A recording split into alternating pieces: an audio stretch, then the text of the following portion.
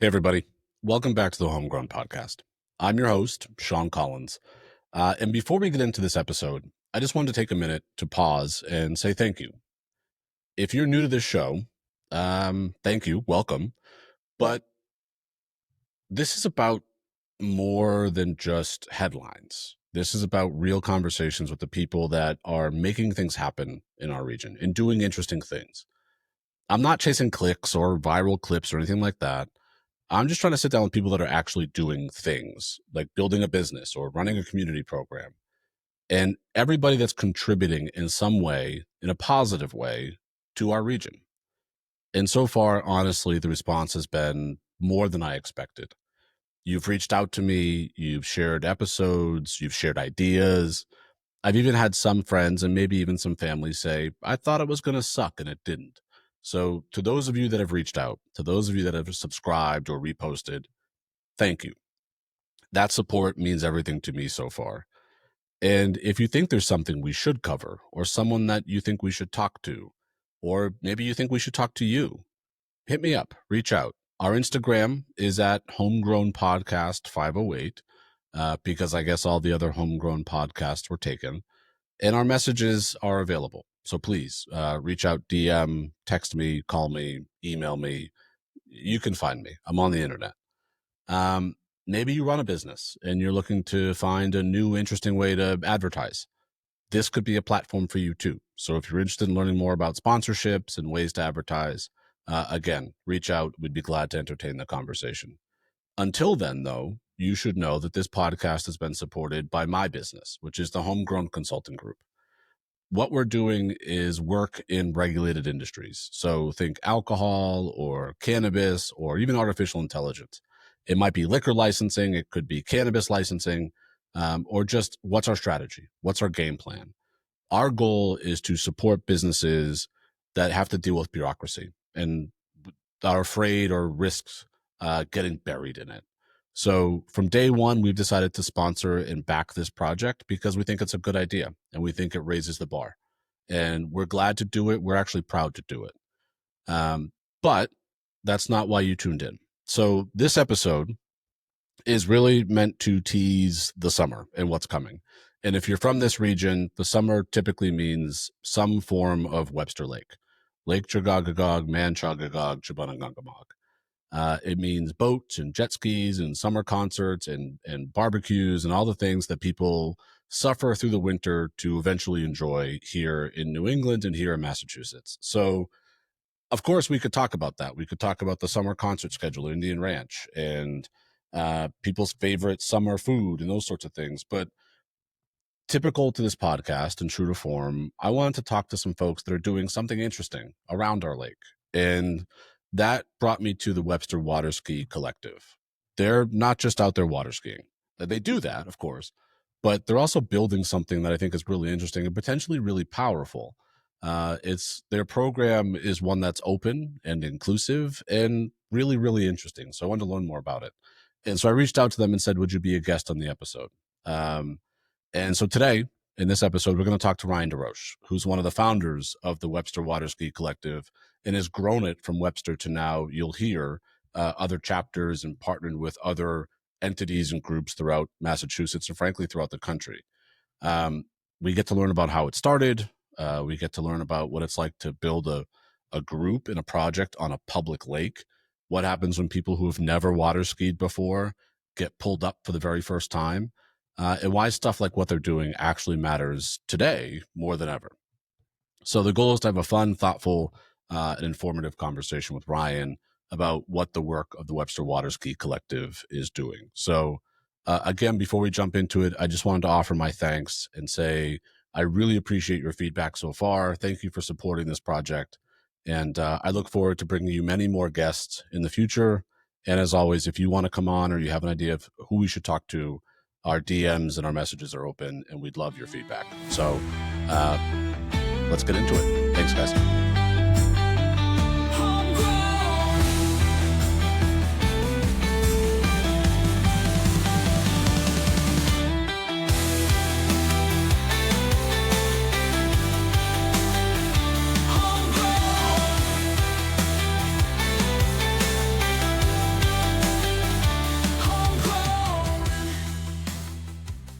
All right, and welcome back to the Homegrown Podcast. As always, I'm Shawn Collins, and this is where we're hoping to sit down with people and organizations and tell some stories that we think give Central Mass and our region its identity. This show is not about headlines or hot takes. It's about what's actually happening in our neighborhoods, on our streets, in town hall, and yeah, sometimes out on the lake. We created this podcast to slow things down, take our time, with the kinds of conversations that don't typically or always get airtime. Local passion projects that have become institutions, hidden gems that bring people together, and the people who show up every day, every week to try to make those things happen. We've had state representatives sit here, we've had police chiefs, educators, advocates, and now that we're heading into the summer months, we thought, let's talk about something that doesn't just bring us some joy, but also, frankly, identifies our community. So today we're going to head to the lake. We're talking about Webster Lake, a place that for many of us has meant a lot, but in a lot of different ways. For some of us, it's the backdrop of childhood memories. For others, it's a place of peace, maybe. And for others that are growing up in a growing number, it's become something even more active. And that's thanks to the work of the Webster Water Ski Collective. If you've seen the group in action, they're pretty active on social media. You know what I mean. It's not just about skiing. It's about access, inclusion, mentorship, and yeah, connection. They're building something unique on the water, something fun, sure, but also something meaningful.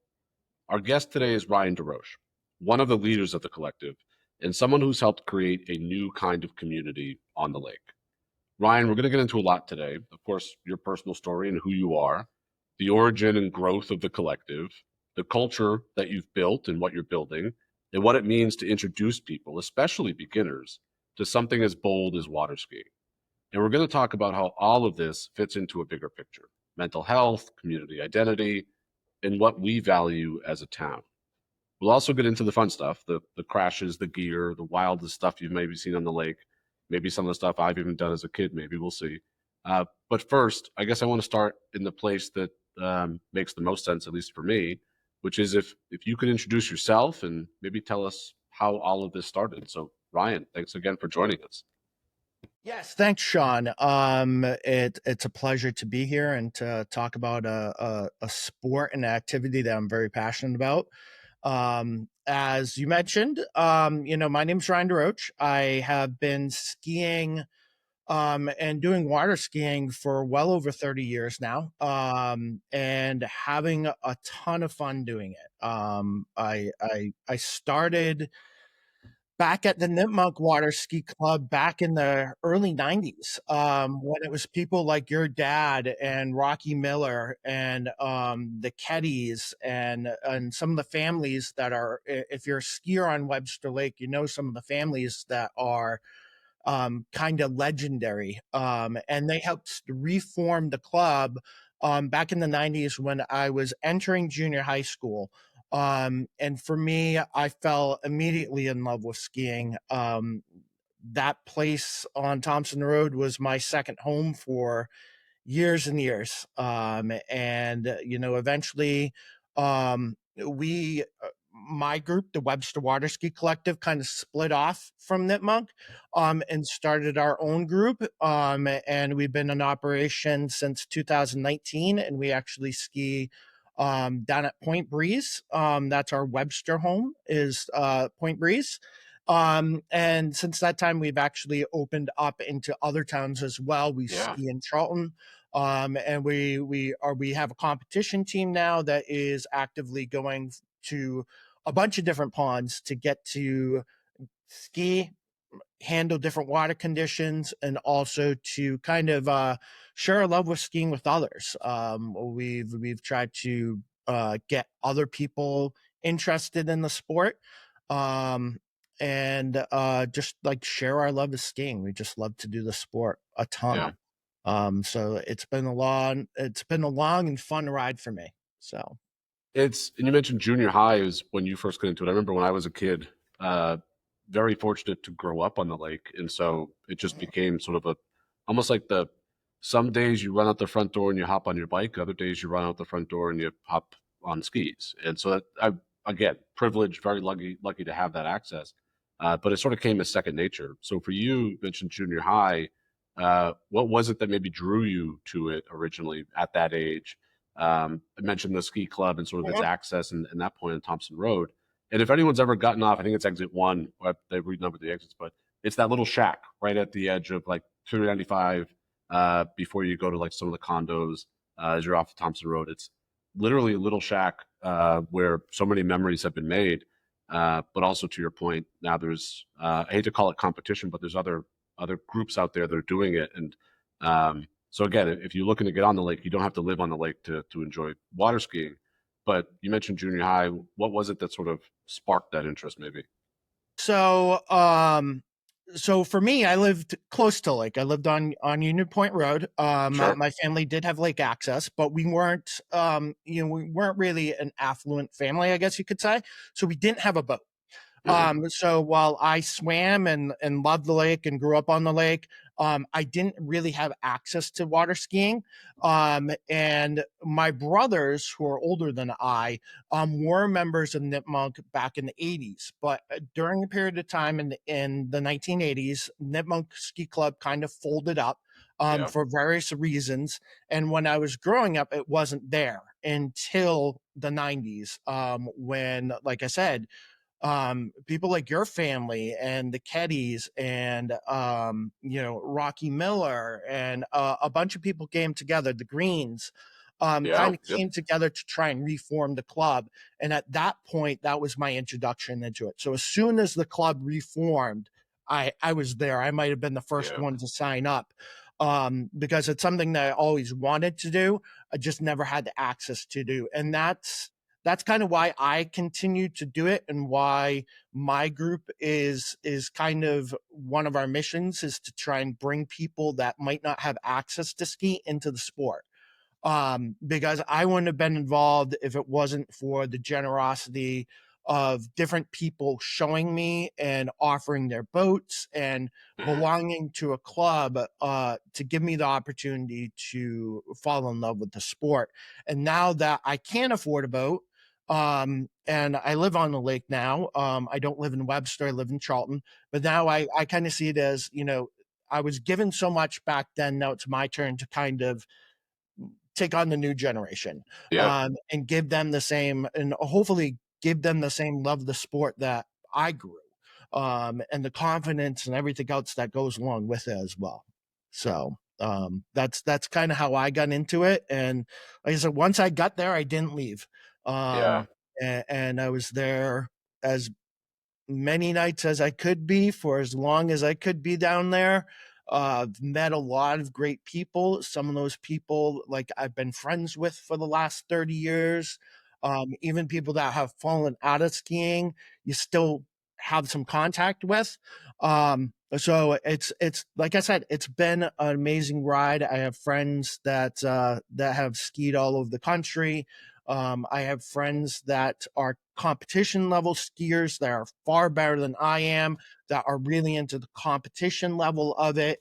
And then I have people that, are kind of like me, that just go out for the fun of it. And then a couple of years ago, we discovered the whole adaptive skiing thing. And that has been truly amazing. And it's something that I wish I found out about earlier, but now that we have found out about it, it's been such an enjoyable experience, and to see how much it means to the participants that work with it, that come down for the events, as well as our volunteers, our helpers that never experienced working with somebody who might be disabled and seeing what they can do. That's been my pride and joy for the last 6 years now. So, I'm really glad you brought that up, because I think that's, for me, as I've observed the organization as you've grown and sort of now, to your point, expanded as well. One of the things I think that really caught my attention, and not so much surprised me, but excited me about the development of the Ski Collective, is that adaptive program. And I think in so many ways what you're doing, what you've done, I'd love for you to talk more about what that is, what the adaptive program is, and how folks might learn more about it, or if they're interested to maybe engage with it. but there's so many ways that I think the lake, I'll use Webster Lake as the example in this instance because we're sort of talking locally, is again, I take for granted as a kid how much access I had to it to enjoy it. And those families that you mentioned, the Keddys, the Place family, the York family, the Greens, the Bolacks. I mean, so to your point, some of the founding fathers, it feels like, of our community, like my father didn't really ski, but he loved teaching people how to ski. Yeah. Uh, Yep. Probably didn't love teaching us as kids, his own kids, because maybe the patience wasn't always there, and maybe patience on both sides too. Of there's a And we famous face story. the same issues today. So that, Yeah, now I know what he went through there when you he had go. And me as a kid. it's I've got my daughter. I'm looking forward to someday getting her out on the water. I think about my nieces and nephew, and I think about how much patience we either did or didn't have with them. But um, the idea of introducing people to what otherwise can just sort of be like an observed resource. Like I see the lake, I drive by it, I know what it is, I know that but it's one of those things like right in front of my eyes, but I can't get on it, I can't enjoy it, I can't take full advantage of it. Um, what the Nipmuc Ski Club provided, but I think what you're doing as well with the Ski Collective is providing that level of access. But you're also expanding that to folks that may otherwise never be able to enjoy the thrill of being pulled behind a boat and sort of being like literally sitting on top of the water or standing on top of the water. That's just sort of like there's a rush to that. There's an adrenaline to that. But what you're doing through the adaptive program, I'd love for you to tell me certainly, but also anyone that's listening, what is the adaptive program, and one, I guess, how did you come to learn about it, but also as it's grown, what have you learned from it, and just sort of expand upon that a little bit would be great.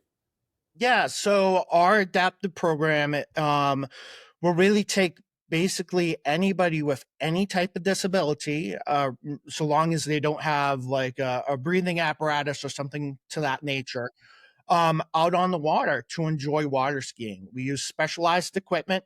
So we have what's called sit skis, which can be used for people with lower body injuries, paralysis, amputations, spinal cord injuries, you name it. They can go out on the water in a safe manner and get the thrill of skiing. And in addition to that, if they stick with it, they can build up their strength and their coordination where they can start becoming much more independent. So when we first start off adaptive sit skier, we have the sit ski and then we use outriggers, which are kind of skis on the side of it to make it really stable. Mhm. And for our skiers that participate, they're just kind of going for the ride. They don't need to hang on to anything. Everything's built into the equipment. So even people with severe disabilities can go out and enjoy the sport. And they do. But, if they want to advance, there's abilities for that. So the outriggers can come off and then they can get the feel of using their core muscles to make the ski turn. They Mhm. can grab onto the rope. And that was one of the things that, when I first was introduced to adaptive skiing, seeing some of the more advanced adaptive skiers was so inspirational. And that's kind of what got me hooked. Mhm. But without going into too much detail about the advanced adaptive skiers, besides spinal cord injuries and things of that nature, we have other equipment as well for people with upper body injuries. For example, if they lost an arm or something like that, we have specialized equipment that can help them still get up on two skis.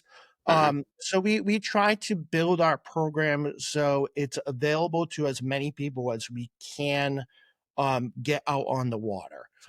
So if you come to one of our adaptive events, one of our bigger adaptive events, you'll see people with cerebral palsy, lots of people with Down syndrome, autism, spinal bifida, and really anything and anything in between. And a lot of these people never had even dreamed about getting out on the water and having this opportunity. It's a really niche thing. And just to see them when they get suited up and when they go out, and their faces light up. That is worth $1 million. Yeah, I can only imagine. That is truly what drives me to continue to push my program forward, and what gets my volunteers all excited too. The smiles, the thank yous, the everything that is involved in seeing them grow and seeing the smiles on their faces. It just makes it worthwhile. And for them, for us, it's going out and having fun and skiing, and it's something that we would do anyways. But for the participants, and they keep telling me this, and it's still hard for me to comprehend, but it means so much more.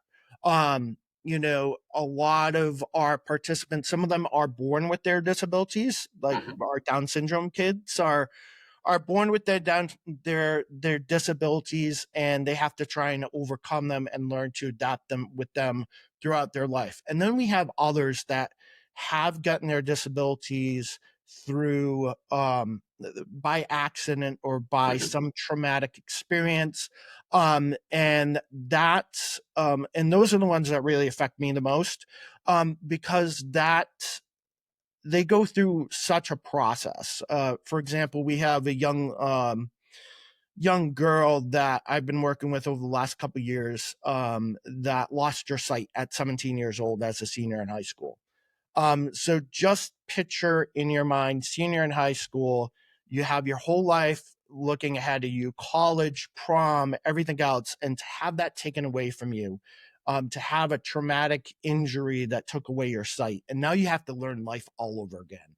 And a lot of these people, they fall into a deep depression, and they struggle. So they're looking for something to latch on to give them some form of normalcy, to show them that there's still enjoyment in life despite their abilities. And that's kind of what our program tries to do.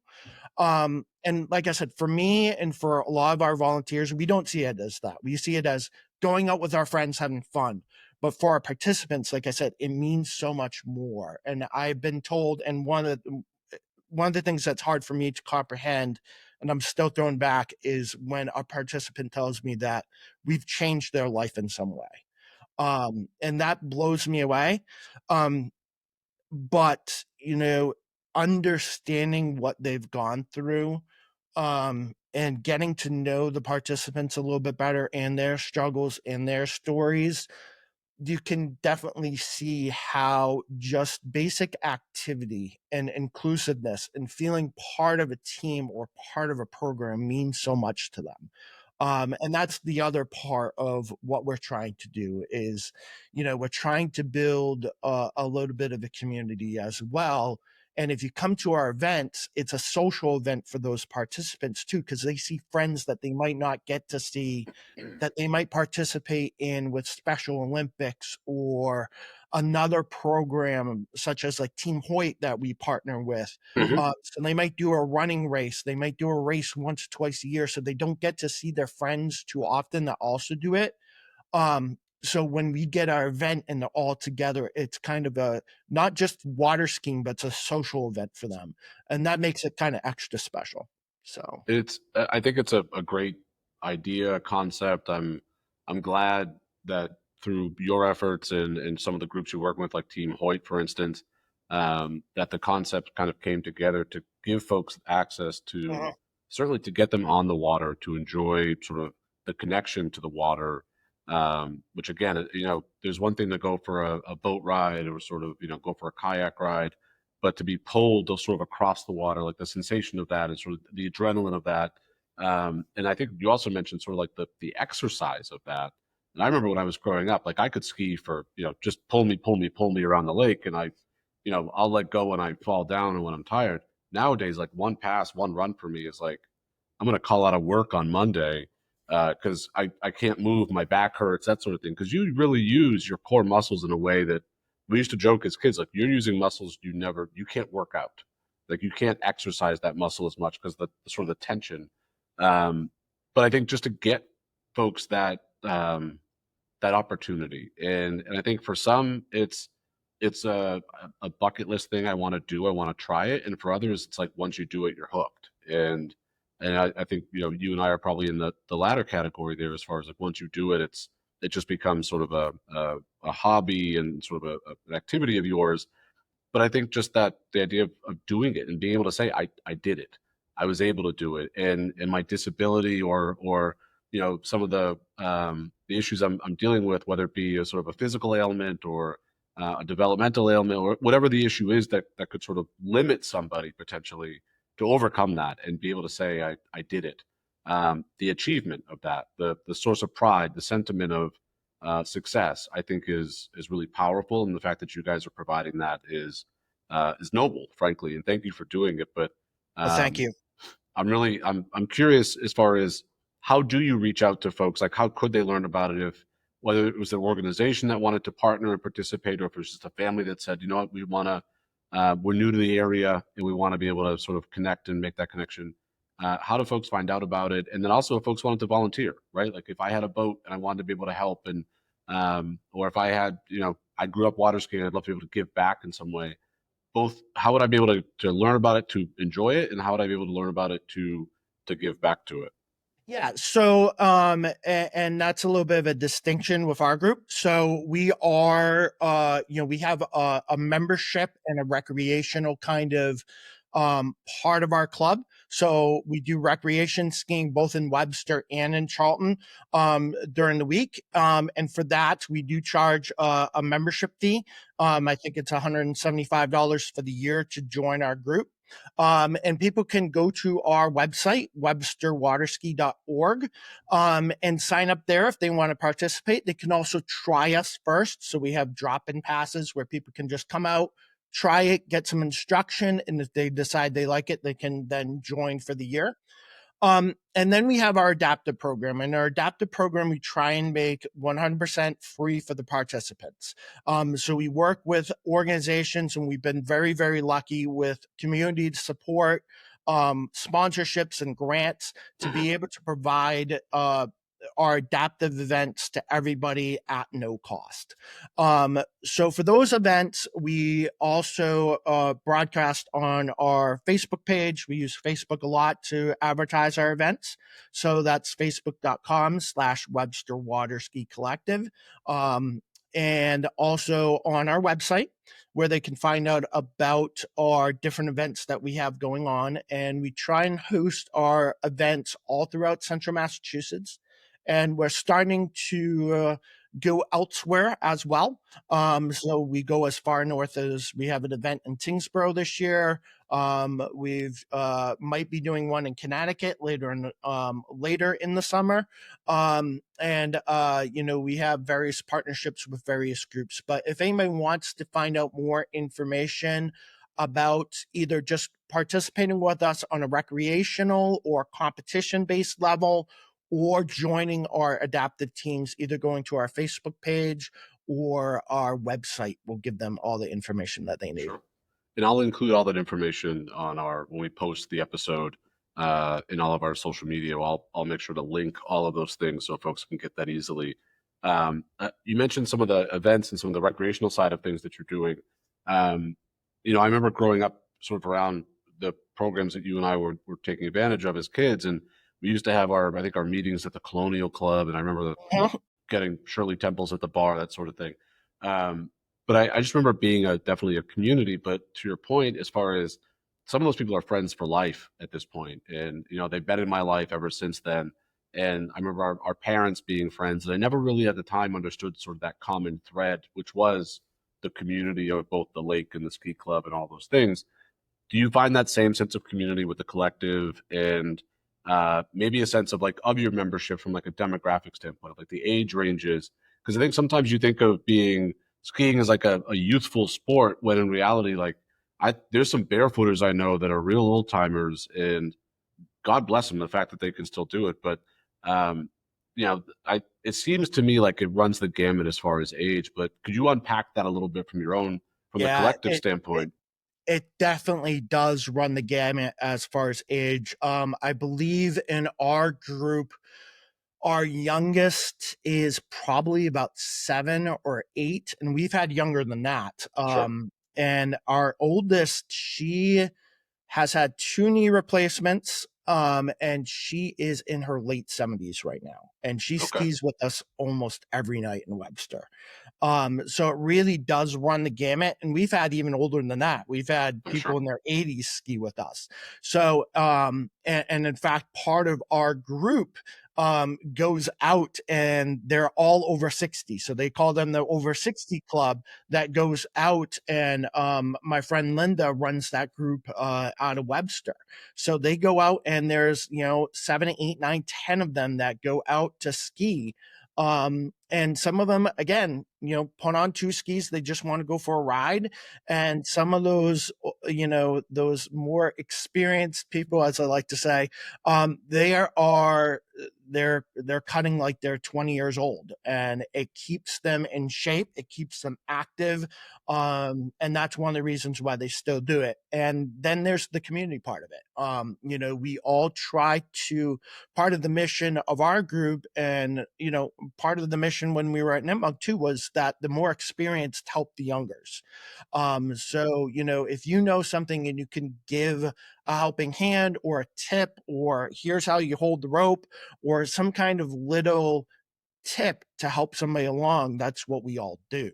And it's just a lot of fun. You're with people that this is their fun time. So that's, it's no drama, no politics. We make that very clear, up front. We don't discuss politics or stuff like that. We keep Safe, very everything. safe to do that. We're here to ski. We're here to have fun. Yeah.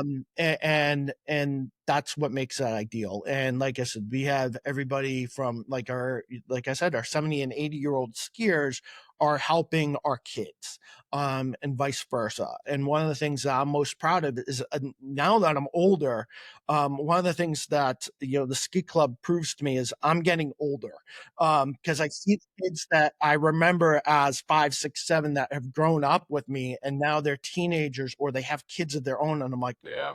I still remember you when, like, Shawn, I remember you as Shorty back in the Nipmuc days.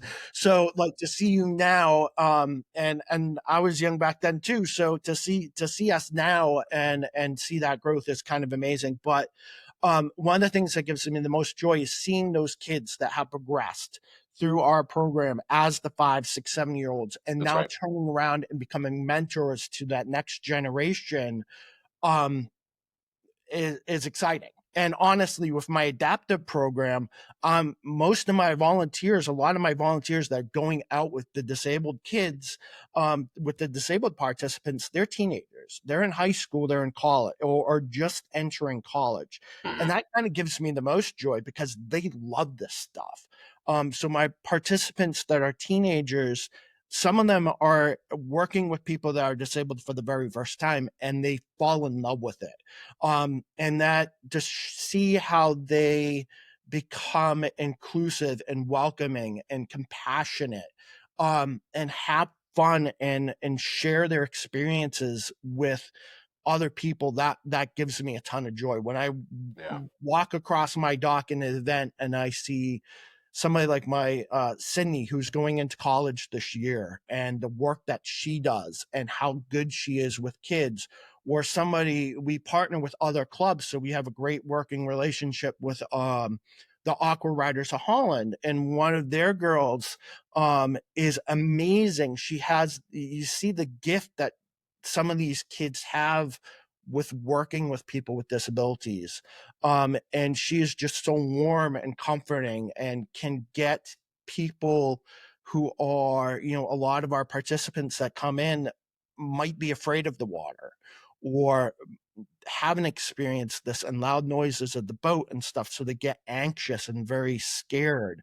And I know I can send somebody like Samantha over, who is young, but I can send her over on her own to talk to those people and get them from being excited, from being anxious and scared and frightened, to being excited with a huge smile on their face. And that gives me a ton of joy when I can see those kids that we helped learn to ski back 5, 6, 7 years ago now take on that leadership role. Yeah. And that role of being the teachers of the next kind of generation and the next group of skiers coming up. It's interesting you put it that way too, because I think when I was a kid, I had two older brothers, and I Mhm. was probably the nervous kid. I was afraid of things. I didn't want to go too fast. I didn't want to jump the wake. I didn't want to, and I remember my brothers encouraging me, my obviously my father encouraging me, my everybody around me sort of encouraging me, but it was also there was I had to overcome something personal to that. Like that was a exclusive to me of like I've got to get over this hump. I've got to try it and maybe fall, maybe not. Maybe I try it once, I don't fall, but I try the next time. But I think there's just something to doing it and sort of overcoming something. And I think about if that's how I felt as someone again who had this sort of ready access and feels like he was sort of born and raised on the water. Imagine doing it for the first time and sort of knowing that you're on a daily basis, you're sort of confronting whether it be again that physical disability or something, all the challenges that we all have. Some of them are more visible than others, and then some of them are not visible at all. Right. And I think there's a lot of value to the independence that being on the water, like it's you, a rope, a set of skis behind a boat. I'm either going to do it or I'm not. But then you've got this sort of community encouraging you and coaching you. Like you said, someone that says, look, when I was your age, this is what I found to help, or hold the rope like this instead, but that's advice, those are tips, that's encouragement, but it's still me against the boat, so to speak, or me against the water, so to speak. And it's funny because I used to always get told, like, let the boat do the work. Um, and then I'm thinking, like, no, I've got to fight, I've got to pull it. But I just think about sort of the mental side of that, the mental health side of that, the sense of achievement, sure, but also I did it. There's purpose. I've Exactly. overcome. Yep. In your experience, have you seen kids that maybe, and again, like you mentioned, I've grown up. I remember my oldest brother he loved jumping. That was like his big skill, and like that was his big feat. My middle brother, would sort of go off the side of the jump, would do the slalom course. I didn't want anything to do with any of that. I was like, just pull me around the water. Let me do some cool tricks, maybe, right? Like let me, I don't know, let me sit on my skis or just do something at this point sort of stupid or silly, but I didn't want to do any of that because it scared me. I was terrified of it. And then it was, you alluded to it in some of our exchanges before recording around, they built me the small jump to try it, like just try it. I'm like, I'm not touching that thing. One, like I saw who built it, like I saw whose hands were putting, screws into that. So I don't think so. That thing's definitely not seaworthy.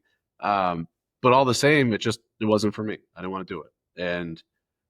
And so have you seen people overcome those hurdles, but also that just sort of, catches on? You mentioned too, I'd love to chat more about like water skiing. I think for a lot of people is basically you get pulled behind a boat. It's not that hard. It's not that, it's simple, right? But I think the skill range varies dramatically It of the definitely does. competition side of things, some of the trick side of things. I'd love to maybe unpack that a little bit too. So maybe first Yeah. that overcoming sort of the mental hurdles, the challenges of can I do it? Yes, I can, and then actually going and doing it, and And then maybe that becomes it catches fire. yeah. Now it's a And hobby and a that's skill. you kind of hit on something that is one of the reasons why I love the sport is that it does adapt to so many different kinds of abilities, I could say. And like you said, for somebody starting out, that might go recreational skiing, to skiing, once you learn how to get up, and that's the hard part is learning how to get up. But once you get up, going behind the boat, you're right. It doesn't take a lot of, it's not super demanding on your body. It doesn't, you don't have to be a great athlete to do the sport. And that's one of the things that I enjoyed about it. When I got into it at junior high, I was not an athlete. I was not coordinated at all. So for me, it was a sport that I could do. And then, as I learned a little bit more about it, the more and more I tried to do and push myself. And that's one of the things I love about the sport. You can do as little or as much as you want to do. There is all types of different things that you can do with the sport. From two skiing, you can go on to slalom skiing, which is one skiing. You can get into competition side of things where now you're focused on speed, you're focused on your form, you're focused on trying to get around buoys in the slalom course, cutting down your rope length to pull harder. And for that, you need to be in much better shape to do. And it's much more demanding on your body. And now you're in competition, not only with other skiers, but you're mostly in competition with yourself. Can I get that extra buoy around? If you don't want to do slalom, maybe you want to do tricks, you want to do wakeboarding. You can do wakeboarding and learn how to do flips or kneeboarding. Or if you're into performing and like showing off, then show skiing is a part of that. And that's what, Nipmunk is now doing now. They're doing show skiing themselves, and they do a great job at that. And the aqua riders in Holland do an amazing job too. So we have kids that climb pyramids, and they're on top of the pyramid at 7, 8 years old. And ballet skiing, so girls going out with their friends, sharing moves and doing more dance like performances. There's a whole bunch of avenues with the sport that people can get into. And it's not, it's not, you don't get pigeonholed into any one kind of thing. It's kind of up to you on what you want to do. And you can do as much of it as you want, or as little bit as you want, or if you want to focus on one aspect, that's great. So that's why I love the sport. It's just the variety and the variety of levels that you can be on. My competition days are kind of behind me at this point, but it's still a thrill for me to watch our competition team get up and go for their runs, and then see them with that competition side. They are going to tournaments all up and down the East Coast, and some of them qualify for nationals, so they're going across country. We have one of our college age kids. He skis for a University of Arizona ski team. So he's in Arizona for the winter time, and he gets to ski with their ski team and have that camaraderie with his ski team as well. So that's one of the things I love about the sport. It's really for any age can kind of do it. And any skill level. And now with our adaptive programming, we're even seeing that, hey, even your disabilities, if you have a knee injury or arm injury, you can still do the sport. We've shown that you can do it. And that's what makes it fun for us. That builds our community up, and sharing different experiences with different people. And it's all, we all cheer each other on. We're all hoping that, my competition skiers can make it around that next buoy, or my adaptive skiers can get that little bit of extra strength to make it to ditch the sit ski and get up on two skis if that's something that they can do, or ditch the outriggers and start skiing more independently, or jumpers or something like that. We're all cheering each other on, and we're all trying to push ourselves to be a little bit better, but at the same time, we're all in it to have fun. And we try and make sure that we remember that we're here to have fun, and it's not a job. It's something to really enjoy. So It's the fun part, I think, is another great segue of, because it always has been fun for me, but I also learned as a young kid, and then as I started to get into more, as I got older and started to drive the boat and that sort of things, there's a lot of safety features too. And there's a lot of things that I think people, and I guess I would ask your thoughts on this of, like, before I would go out, I would learn the hand signals, and I would learn, if I were to fall, what should I do? If I lost a ski, what should I do? But to people that maybe don't enjoy the sport or haven't participated in the sport, but still enjoy the lake, like, how do you balance sort of the safety and all the structure of things on a lake that, let's use Webster Lake, is also just a busy public body of water? And so I guess twofold, like, how do you prepare your skiers and the members and participants for how they interact with other activities on the lake? But then similarly, if someone's just watching this and they see the pyramid training and they want to get a close up and they want to see it, like, please don't, because these are people that are literally balancing on top of one another. Like, so please, creating a giant wake or something, like, creates a bit of a disruption. So how do you, one, I think, balance the the interaction that the club might have, the collective might have with all the other operators on the water, whether it be jet skis or boats, or but then similarly, how do you prepare your skiers for those interactions and how to be safe out there? So safety is definitely our top concern when we're on the water, especially now that we're doing adaptive skiing. And we're That's right. bringing in people with already injuries and disabilities and things of that nature. So we don't want to aggravate their injuries or anything like that. Exactly. So we have a variety of safety mechanisms that we use. You mentioned hand signals. That's something that all our skiers learn at the beginning. We go over what happens when you fall. So falls are going to happen in the water. Right. They're inevitable. So what do you do? And things like holding up a ski, signaling back to the boat that you're okay, or if you're not okay, signaling back to the boat that there's something wrong and you need assistance. So those are the basics. Every ski practice that we do, we also have a safety coordinator assigned, and that's somebody that's specially trained to watch out specifically for safety. So through our program and through other sports, other ski teams in the area like Nipmuc and like Holland, we're all members of a group called USA Water Ski, which is the national body of skiers, and they provide instruction not just for skiing, but for safety, for boat driving, and so on and so forth. So all of our boat drivers have taken safety courses, not just the new one that's required from Massachusetts that came in, the Safe Boater one. We've had that for years, but they also take a special ski course that they have to do online and go through.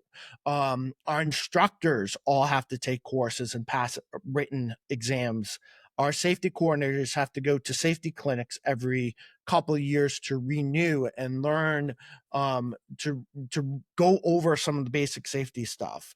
A couple of years ago, we also went above and beyond, and a lot of our board got first aid, AED, and CPR certifications too. So if we need that, we have that. We hope we never have to use this stuff. That's Exactly. the key. We always try and go out there and make sure that we have our heads screwed on right, and we're looking for any potential hazards before they show up. We make sure that we tell our skiers that, hey, this might be a busy night. So instead of trying to throw that flip here, why don't we wait a night and wait for better conditions in order to do that? So we're always cognizant about safety on the water, but if there is anything that ever happened on the water, if there was ever an injury, we know that we have the training and we have the protocol in hand that will make us do hopefully the right thing and get that person back to safety.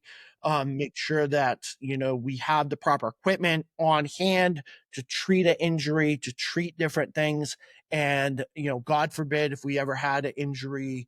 I think one of the more frightening things that can happen would be like a back or spinal injury or a neck injury on the water, how to get somebody back in. And we just had a training session this past weekend to go over that, where we had an EMT show our group how to do this stuff and to get them there safely. So we practice that throughout the year to make sure our staff is there. But you do mention like what happens on the water. If you go out on the Webster Lake on a weekend, it's insane out there. And our weeknight skiing has also been affected with that too, where it's not how you drive. But you have to watch out for other people. And being on a public lake, sometimes we do get people that do not know how to drive their boats or drive their jet skis or whatever, and are not following proper boating safety, or may not. Then they're not doing it out of a malice, but they might just not know any better. And how do we kind of coordinate that? So one of the ways that we do that is through good communication. All of our boats have marine grade radios in them, so we're always in constant communication. Our boat drivers are talking to the other boat drivers in our club, talking to the shore, We have somebody on shoreline because where we ski out of Point Breeze, it can get very busy there with the narrows. So we're always saying, okay, you are clear to come in, or there's a boat that is about to pull out, so make another pass. So we're always in constant communication, and we always trying to make sure that our boat drivers, our spotters, and even our skiers are paying attention to the world around them, to make sure that they are doing things in the safest way that they can. There's some activities on a weeknight that we know we can't do because it's too busy. So we simply do not do those activities. We wait until we get better water or we can go somewhere else to do it. One of the things that really does help us out is we have a barge now so if conditions are not good at Point Breeze, we can load up our barge and find some good water somewhere else on Webster Lake and try and set up there and ski there where we're also out of other people's areas too. We don't want to disrupt, the lake is big and everybody wants to enjoy it. We don't want to wreck somebody else's water who might be skiing, who's not a member of our club, or get in the way of fishermen, or get in the way of people that might just want a tube. We want to be respectful to other people as well. And that's what we try and do. So we try and make sure that if we can get out of the way, we do. We try to adjust. But to be a boat driver in Webster pulling skiers can be a challenge. And luckily we have a lot of experienced boat drivers that have been doing this for years, and know what to look for and are very safe and very safety conscious. And that helps out immensely. And I think about, for instance, you mentioned a really great point about pulling a skier while driving a boat. It's not like pulling a trailer. It's really its own phenomenon, but it's the things that you're looking for, and you're keeping your head on a swivel in a lot of ways, looking for how close you are to shore, looking for how close you are to other boats, looking, especially using Webster Lake, the contours of that bottom are such that it varies dramatically, and it could go from 20 feet to 4 feet and without this, the slightest of distance, but the depth changes dramatically. And so if you're familiar, you're avoiding certain areas, and so you're shooting the middle in one area, but you're hugging the shore in another, but you're staying far enough away that also you've got someone behind you that has tension on a rope. So your ability to cut a turn really fast or stop dramatically is very limited. So you're keeping all of that in mind. I mean, just thinking about it, I'm getting anxious. But the idea being, like, I'm glad you brought it up. You want to be a good neighbor to everyone else that's out there. You want to enjoy the lake just like everybody else. You want them to enjoy the lake as well. And so, like you said, we might go to a different area so as to not disrupt somebody. But I think about, some of the folks that haven't been on the lake as active or as long as you and I. And this isn't, I realize this can come off as sort of territorial or like a get off my lawn sort of, so to speak. But the reality is, I think, is we all have a responsibility to each other as much as we do to ourselves, which is, if my wife and I want to, go out for a sunset cruise on the pontoon boat, we just want to enjoy ourselves. And we might actually enjoy watching someone go by skiing, right? Like that might be something, look at that. We'll show our daughter, right? Like we could show at the same time, I know as the boat driver, I'm about to hit a wake. It's going to disrupt my ride a little bit. I don't care, right? And I think about the weekends you mentioned. I live in Reed Smith Cove in Webster, and I'm afraid to pull off my dock some weekends. Yeah. And so in that instance, like the lake isn't as much fun as it could be. But I also respect, some people, all they have is the weekend to enjoy the lake. And I want them to maximize their enjoyment as well, because I love the resource that we have. But all the same is we have to share it as well and be good stewards of it too. So I don't know, there really wasn't much as a question there as much as an observation, but if you have any thoughts sort of in addition to that, I'd certainly welcome. Yeah, no, I've been skiing on the lake for 30 something years. I've kind of seen it all. And I've had close calls with other boats. I've been the skier behind the boat that has been cut off, where we have to come to an abrupt stop. And, my ski run's done at that point. And luckily, myself as a skier that's been doing this, I know how to stop safely. But if I had a 5-year-old on the back of my boat and I stop abruptly with my boat, that 5-year-old might be getting hurt. Yeah, they're on the swim platform. Because they might not be expecting it or whatever. So common courtesy, just it's a key concept, but that really what boils down to. We don't expect people to be, you know, might not know all the boating rules and know, what side to pass on and who has That's the right. right of way in what situations. We definitely understand that. And that's one of the reasons why our boat drivers, we have them take the safety course and go through things, and we have them practice. We don't take, with our drivers, we make sure that we don't take an advanced act out or advanced skill out if they're not qualified to do so. But it's all about just sharing the lake and being a good citizen, really. And that's really what all of our group wants to do. And there's many times that we'll just sit back and we'll wait. If somebody is tubing or somebody else is skiing on our water, we'll just stop and let them go. It's not worth fighting over for a 10-minute pause in our activities. And we do enjoy having people watch us ski. In fact, we invite people to come down, have a drink on the Point Breeze. We're lucky enough to ski at a Point Breeze where they have a great patio where people can watch us ski out of. They can have a drink at the bar or a meal and watch the skiers go and have a good time. So we highly encourage that, and we welcome that, and we love people stopping by and asking us questions. And as part of the community, that's something that we want to do too. If somebody outside of our club wants to learn about a boat or about proper safety equipment or how to ski or how to be better, we're more than happy to share it. You don't have to be a member of a club to get some of the experience that some of our skiers have that have 30, 40 plus years of experience on the lake. We are very happy to share that, and we encourage it. We're all trying to be safer, better for the community, better for the lake. We work a lot with the Webster Lake Association and other lake associations that we belong to too. The lake is supposed to be fun and for everybody. We would hate to see an accident on the lake, and that's something that we always are striving to make sure that we set the example. It just it takes everybody just kind of being, like I said, paying attention, and just being courteous to your neighbors. If you see somebody that's just potting around, that you don't have to jump their wakes if you're on a jet ski or something like that.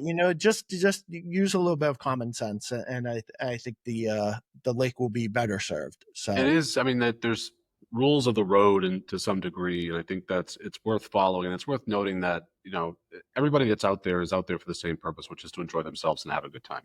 And I think that's nobody owns the lake. Nobody individually owns the lake. And therefore, I would argue we all have a right to be out there to a degree. We also, therefore, all have an obligation, though, to make sure that we're not intruding on someone else's good time or peace and quiet and that sort of thing. But like you said, if you see a boat pulling a skier, probably not the wake you want to try to jump.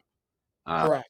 And so those sorts of things. Or if you see a boat pulling a skier, probably not the boat you want to cut off because you want to get to the narrows faster than them. And so those are the things that you observe sometimes, and it makes my blood boil, because I think, disaster, crisis averted, but wow, was that close? Or, and it's frustrating to see, and it just reminds me that, again, we all have an obligation. And I'm relieved to hear that your drivers and a lot of your volunteers go through that training, because the truth is it may not be an incident that involves any one of your members or one of your skiers. It might just be something else that happens out on the water. And to know that there are folks out there that have that training, to almost serve as first responders, knowing that as much as our fire department and police department try to patrol and police the lake, it's they have shifts they've got to cover and that sort of thing too. So, again, you always plan for the worst. You hope you never need it. But the fact that you guys go through such intense training is a relief and heartening to hear. And again, I certainly hope for you and your members they never have to deploy it, and it's always just a drill. But And the off chance that it isn't a drill, knowing that you're prepared and ready is encouraging, and again, just peace of mind. No, we agree wholeheartedly. We have specialized safety equipment. We have backboards that we bring to every event. We have some set up. I've never had to use one in my 30 plus years of skiing. I hope I never do. But it's there just in case we need it. Freak things can happen on the water. But we always try and be as safe as we can. Um, and we try and be respectful to others too. As you mentioned, if you're a boat on the water and you see somebody pulling a tuber or pulling a skier or or a sailboat or something like that, That's know right. that they might not be able to, they can't stop on a dime, they can't turn quickly. If they do, somebody on the back might get hurt. So you as somebody that might be going out for the first time on Webster Lake or any lake in particular, just kind of pay attention to what's going on around you, and realize that there are more maneuverable vessels that might be out there. If somebody is pulling somebody, they can't do the same things that you and your boat can do. Or sailboat, for example, they can't get out of the way that quick. It depends on what way the wind is blowing at that point. Um, and that goes the same for really everybody and anybody on the water. Just pay attention. I think that's the biggest thing: is pay attention, keep your eyes and ears around you, and don't the basic rule of thumb in life is try not to be a jerk. And if you can do that, then I think you're going to be fine on the Yeah, water, and it's you're true. not going to have any problems with anybody. We Well, it's all one of are those there things. to It's enjoy like, it. when in doubt, right? Like, it's slow down, turn right is generally a good idea. But also, I'm glad you brought up like sailboats and other things, for instance, because those vessels that don't have power, so a kayak or a sailboat or those types of things, to your point, they have less maneuverability, but they have less opportunity to sort of to react quickly and to sort of save themselves. So the idea being, if you have that power and you have that ability, one, just give everybody some space and slow down, and and but also do that so you can enjoy yourself, but so they can enjoy themselves. And again, just share it. It's no one. I don't have any rights or sort of expectations that the lake is mine or anyone else's. It's just, it's there. It's something I've grown up enjoying. I want others to enjoy as well. I want to share it. For us, for me, it's sort of, it speaks to why I love this area and this town and this community so much, is because of that sort of the resource, the richness of that resource, and how much I do enjoy it. I also have said to someone recently that we pay for our summers in New England with our winters. And so there's a limited window we have to fully enjoy it and fully embrace the sort of the lake summer. And so we want to make sure that everybody has that opportunity to enjoy it to its fullest for as briefly as we get to. Um, and so again, the fact that you guys are providing people that don't live on the lake an opportunity to enjoy it, I think is very worthwhile. That's why I wanted to highlight it as best I could, but also that you guys are keen that, as you're skiing, there's other people out there that might be going out for their after dinner sunset cruise, and they It's want to enjoy themselves too. it's too short of a season up here in New England. That's right. So we definitely understand that everybody wants to enjoy themselves, and we want to do whatever we can to make sure that everybody can enjoy themselves and do so in a safe manner. We're very lucky this year. One of our drivers, in fact, became Coast Guard auxiliary. Mm-hmm. So he's even offered, and we might start doing this, as safe boating inspections to make sure that your boat is properly set up Right. correctly to safely go out there. And then there's, one of the things that we're kind of happy about in our group is that the new mandatory Massachusetts safe boating license. Like I said, my group has all done it. We've been doing it for years. It's one of the prerequisites for us to get our driver's certificates and training. But that's good information. The rules of driving on the water are different than the rules of driving on the road. And just because you can drive your car does not mean that you can drive your boat safely, even though everybody thinks so. So anything that can promote safety, and keep everybody having a good time and not make a good time turn out into be emergency is exactly what we want. We hate hearing the stories. We hate reading on the news about another lake that might ban jet skis because they're causing problems and stuff like that. No, I like riding a jet ski too. I don't want to see anybody ban the fun of going out on a lake. What I just want to see is everybody just, kind of try to be mindful that, again, there's other people on the lake that are trying to have a good time, and, just being safe and fun around those people. Right. So, And I think the other thing too is you don't know, it might be your 500th time on the lake. It might be someone else's first. correct. Just like, Yep. I've been driving a long time, but there might be someone out that just got their learner's permit, and we're both on the same road, and we both have an obligation to follow the rules. And my tenure doesn't give me any special privileges. I still have to follow the rules and that sort of thing. It makes me think about sort of the future, right? As you mentioned, towns might be looking at policies to change around, jet skis or wave runners, that sort of thing.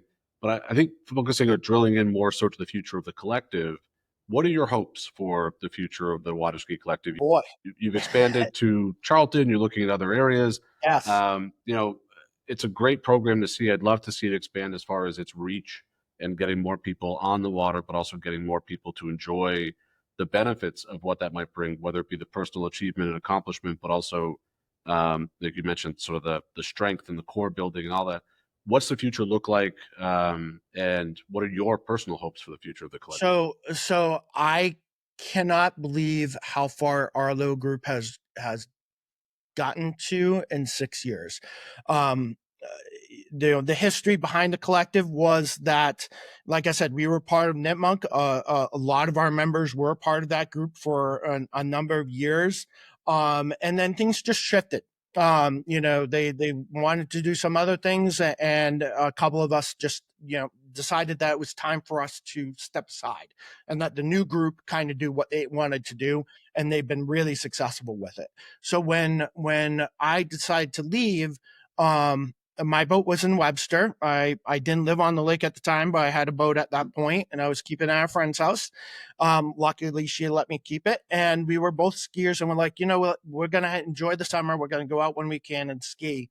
And then soon we started teaching people to ski from there because we had neighbors and stuff. Hey, can you teach my 5-year-old how to ski? We're like, yeah, sure. Bring him down. We'll teach him how to ski. And by the end of that first season, in 2019, we started with 3 people. We ended up with over 20. And at that point, we got a good group going here. And that's when we decided to form our club. And we were able to get a home at Point Breeze thanks to AJ. And if you know AJ in town, he Not is surprised. an Yeah. amazing guy. He does so much behind the scenes for the town that people don't realize. His work with the Webster Dudley Food Share is so admirable, and the amount of hours that he puts into that is insane. But he gave us a home. He's like, use the gas shack, you can use it for whatever you want. And we start growing, and then after that, I moved to Charlton. I wasn't expected to move to Charlton, but I moved to Charlton, set up my home, and started to have people over here. Then we got a group going in Charlton that started. And then one of the Zamitra family started to Yeah. join us, and they're into competition level skiing. So we were able to bring in some competition level members, and our competition team has really they're a subgroup of ours. So we don't see them too often in Webster skiing with us unless it's in the early mornings. But on our general ski nights, they usually, if they're there to help drive and do safety for us and things of that nature. But they are now going to different ponds throughout central Massachusetts. And skiing in different locations, and bringing other people into our group from other lakes as well. So we call ourselves a collective because we're a collection of a whole bunch of different Exactly. people and activities and stuff like that. And it's really been a wild ride.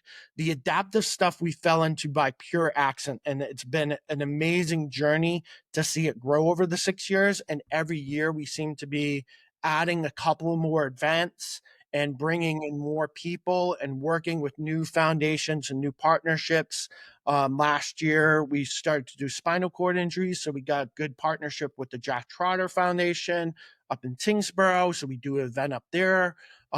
We have a partnership with Spalding Rehabilitation Hospital. We're trying to do a couple events down there. They didn't work out this year, but we might do that with them in the upcoming years. We have great relationships with other ski clubs throughout the area.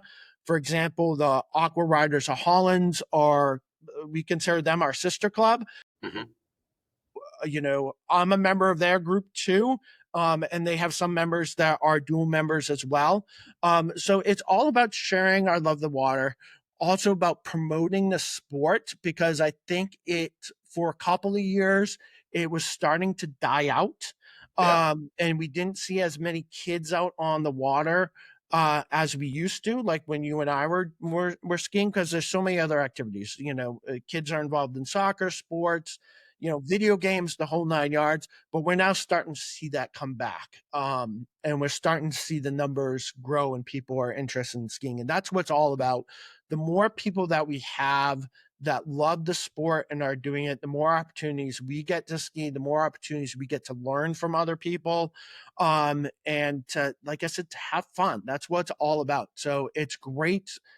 I've been lucky enough to get calls from people in other states that saying, hey, if you ever want to come down, if you're ever in the neighborhood, if you're ever vacationing in New York, Wisconsin, or Florida, or wherever, come on down to my little ski place and ski with us. So you make connections all over the place. And through doing this, it's been, like I said, an incredible journey. Where the collective goes from here, I think our adaptive program is going to continue to grow. I think we're going to continue to broaden her horizons a little bit and try and do some more things outside of Central Massachusetts, because we've seen a demand for that. We've had people travel from out of state because this is such an adaptive skiing is such a niche thing. I think there's only about 40 organizations around the country that do adaptive skiing, period. And we're lucky enough to be one of those 40 or 50 organizations. That's great. So we've had people as far south as Pennsylvania make a 4-hour drive to participate in one of our events, because it's such a niche thing and there's not a lot of ability to do it. So we think we're going to continue to expand and form new partnerships with other organizations. Our competition team is really taking off. Our coaches that helped start that, we're actively looking for some new ponds to ski and hopefully set up more of a training ground for skiers moving forward. But in the meantime, they're still, like I said, going to different ponds, getting used to different water, different slalom courses. And then tournament season is about to begin. So they're going to different tournaments all up and down the East Coast to qualify for the regional tournaments.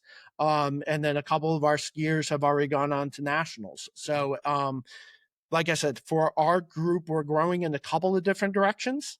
We always are going to be at our core a family-oriented group that promotes bringing in new people into the sport. And then our goal is, like, we want to be able to point you to your next choice. So if you're into show skiing, and you want to learn how to do pyramids, or you want to learn how to do swivel skiing, or you want to, learn to do different tricks around the boat tricks and stuff like that, well, we can send you to Holland and you can learn from the Holland team how to do that stuff. Or it's if all you're in your into network, competition skiing, we can put you in touch with the Avon Club, which is probably the most, for competition skiers. Avon, Connecticut is where you go. The Old Farm Skiers is where you go. It's a very expensive club, but if you want pristine conditions, that's where you go to train. So we have connected. We're lucky enough to have built connections with other groups in the area. So I think the future for us, we'll always have a hold in Webster, but I think we're starting to expand in other places too, and not just look at Webster as our home base. So we can grow the sport and make it more accessible for our members to do what they want to do, in our group too, and to reach more skiers. Like with our adaptive group, we know there's a demand in Central Massachusetts, but we know that there's other areas that have never heard of adaptive skiing. Right. And, there's people with disabilities that live in those areas. So if we can reach them and bring them into the sport, that's gravy. And So I think the value, what I'm hearing too, which is uh, it brings me pride, is that that reach, that opportunity, that service has a base, has a home here in Webster, and mhm, your reach is obviously, Avon um, and the Aqua Riders, like you have like this expansion, sort of this reach, but it all comes home to Webster, and sort of, so if someone's just curious about skiing, and like you said, if you want to get up on two skis and then realize, like, I really want to try that, or I want to do the competition, right? Or you're someone like me who's like, I just want to go skiing. Like, you have that ability to cater to that person's individual wants and needs, and also plans, right? And also, who knows what their plans might be when they first try, or when they first explore it. exactly it. And so you're Right. really opening that door, but then once that door's open, they have so many options.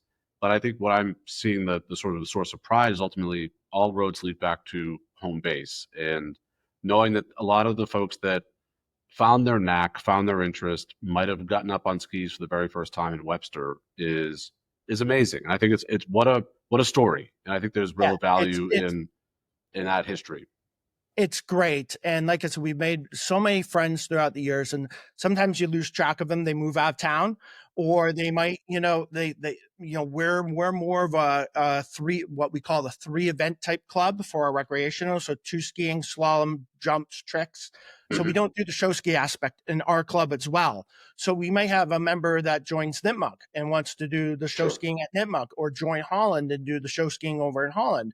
But then we get together for our adaptive events, and they all come back to help out. And that's where we all see each other and share notes and say, hey, how you doing? We've been lucky to have skiers go to different parts of the country. I think a couple of years, 2 years ago, we had a guy that was trying to ski in all 50 states. So he came from Wisconsin, and it was one of it on his bucket list to ski in all 50 states, and he chose us to ski with. So that was a great experience of having this guy that's been to different clubs and different organizations come in, ski a couple of sets with us. And we still talk to him from time to time. And he's put us in touch with other organizations to help Exactly. out. And that's huge for, like I said, the niche market of adaptive skiing, because there's so few of us that are doing it, but the community nationwide is so strong and that's one of the reasons why we built so quickly, is because we were able to get advice from other groups from out the country. Uh-huh. We would talk to Ann's Angels down in Florida, and have hour-long conversations about how they did things, what they use for safety, their equipment, where they get it, so on and so forth. The ski dogs out in Louisiana, and our friends that gave us a start. And I got to mention our friends that gave us a start, Leaps of Faith, down in Sandy Hook, Connecticut. We've been so lucky to be able to pick the brains of so many people that have done this sport for so long, and the different aspects that just brings, what we can do in the little town of Webster and Charlton. We can do so much more with that knowledge. And if we don't know how to do it, at least we know people that do know how to do it, and we can put you in touch with those people. Exactly. So, I guess so that's I'll close with this, because I think, thank you again. You've been very generous with your time and your perspective. To someone that's listening to this, it might be on the fence and just thinking, I don't know, it's not for me. I think about my wife, for instance. She didn't grow up in the lake. We live here now, and she's always said, I want to try it, or maybe I will, maybe I won't.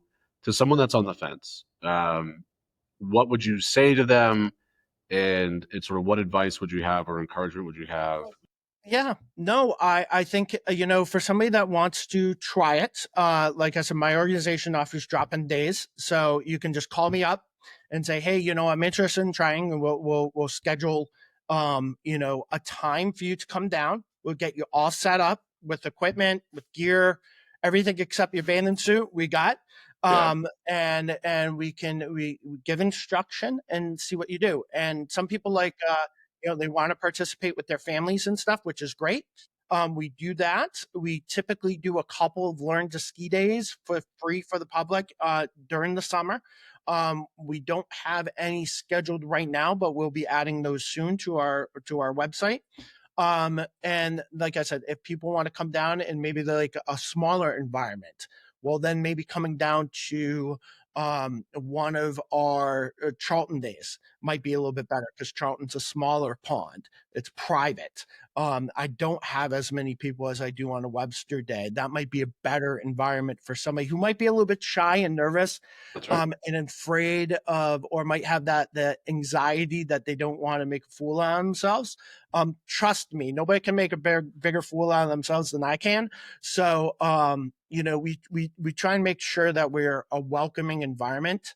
And like I said, I think for the most part, the people that do try, enjoy it, and they might not ski again with our group, but they come away with appreciation and at least they had a fun time. We very rarely have somebody that leaves disappointed, if ever, um, if you like the water. So, if you don't like the water, well, maybe water skiing's not for you. But if you're somebody snow that skiing does is love still the an option. water Yeah. and loves the sun and stuff like that, it's a really great sport. We're very lucky to have some really great people involved in our group. And like I said, our mission is to have fun and to do so in a safe manner. And if you can improve and take that next step, that's gravy. But what we're really involved in is trying to help the sport, get more people involved in it, and have a great time. And I think you're succeeding on all accounts, by all accounts, and checking all those boxes. I think between what you've done to introduce people to the sport, to bring in that adaptive ski program, to expand the reach of Webster to all these other clubs around the country, and to export some of our local talent, but also to import talent from elsewhere and show them what we have to offer here locally is amazing. I think it's absolutely worthwhile, and I'm really grateful that you and the other volunteers have put in that time and effort to build a program that can really become a source of pride for us in our community. And for anyone that's out there this summer riding around the lake and they see some folks taking off from Point Breeze, that is the Webster Water Ski Collective. And those are the folks that do this as a passion, as a hobby, and volunteer far more time that they get credit for as far as introducing people to both the water, the sport, but also what it can be for the personal sense of pride, the mental health benefits, the recreational benefits, the hobby aspect. Again, as someone who grew up on Webster Lake myself, it's really great to see people taking full advantage of what it has to offer.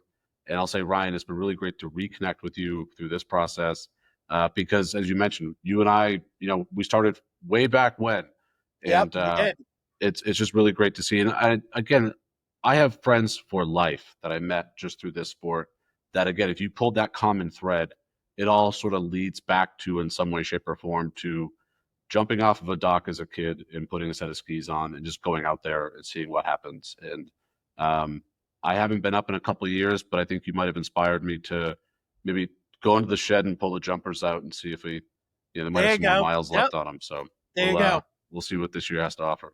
Yeah, stop on by, Shawn. We would love to have you. So thank you so much for having me. I could talk about skiing for hours and hours and hours because it's something that's, like I said, it's touched my life. I enjoy it. I love going out with it. It's a great family activity. I now have my daughter starting.